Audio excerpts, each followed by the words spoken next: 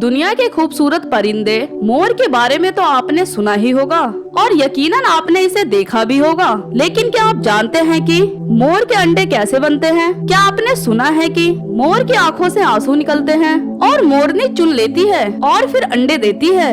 इस तरह की बहुत सारी बातें हैं जो आज की इस वीडियो में मैं आपको बताने वाली हूँ। लेकिन आप सभी से एक छोटी सी रिक्वेस्ट है, प्लीज मेरे चैनल को सब्सक्राइब कर बेल आइकन प्रेस जरूर कर ले। चलिए चलते हैं वीडियो की ओर। सबसे पहले मैं आपको मोर और मोरनी की पहचान बताती हूँ। मोरनी की ये पहचान है कि इसकी दुम छोटी होती है और यही वजह है कि ये आसानी से दुम फैलाती नहीं है और ना ही नाचती है। मोरनी तब अंडे देती है जब ये 3 साल की हो जाती है और ये साल में सिर्फ एक बार अंडे देती है, जिनकी गिनती 3 से 6 तक हो सकती है। इन अंडों को मोर और मोरनी दोनों मिलकर सींचते हैं, लेकिन अक्सर नाकाम हो जाते हैं। मोरनी भी और परिंदों की तरह अंडे देती है, लेकिन आप सोच रहे होंगे कि मैंने शुरू में कहा था कि आंसुओं से अंडे बनते हैं, तो ये बात झूठ है। ये बात राजस्थान के एक जज ने, महेश चंद्र शर्मा ने कही थी ट्विटर पर। तो बहुत सारे लोगों ने मोर और मोरनी की तस्वीरें और वीडियो बनाकर इन्हें सेंड भी करी। लोगों ने ये तक कहा कि ये व्यक्ति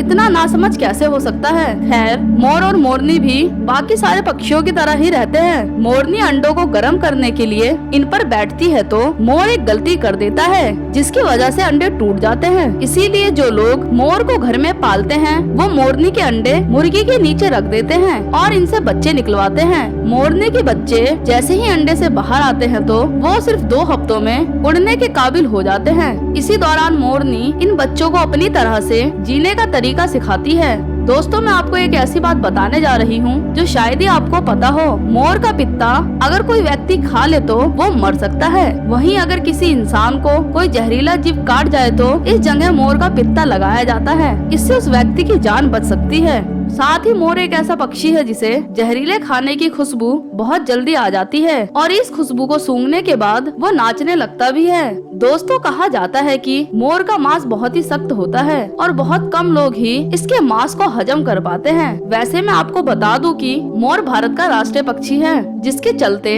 अगर कोई व्यक्ति मोर के साथ दुर्व्यवहार करता नजर आ गया तो उसे जेल भी हो सकती है। क्या आप ये बात जानते हैं कि मोर के पैरों से तेल भी निकाला जाता है, जिससे गठिया का इलाज भी होता है। ये भी कहा जाता है कि अगर मोर की हड्डी किसी व्यक्ति के पास हो तो उस पर नजरबंद का असर नहीं होता। मोर सांप को अपना पुराना दुश्मन समझता है। इसके पीछे भी एक कहानी है कि मोर और सांप की आपस में दुश्मनी क्यों है। मोर जैसे ही किसी सांप को अपने इलाके में देखता है तो उस सांप को तुरंत मार देता है। मोर इतनी तेज रफ्तार से दौड़ सकता है कि ये घंटे में 10 मील का फासला तय कर सकता है। दोस्तों, नर मोर का आकार मादा से 2 गुना होता है, जिसमें मोर का वजन 4 से 6 किलो तक तो वहीं मोरनी का वजन 2 से 4 किलो तक रहता है। मोर की लंबाई लगभग 6 से 7 फीट होती है और मोरनी की 3 से 3.5 फीट हो सकती है। मोर के चोंच की लंबाई 1 इंच रहती है। दोस्तों, मोर के खूबसूरत रंग बिरंगे पंख को ट्रेन कहा जाता है, जिसमें लगभग 150 पंख होते हैं। भारत में मोर को वन्य जीव अधिनियम 1972 के तहत सुरक्षा प्रदान करी गई है। इसके शिकार पर भारत ने पूरी तरह से बैन है।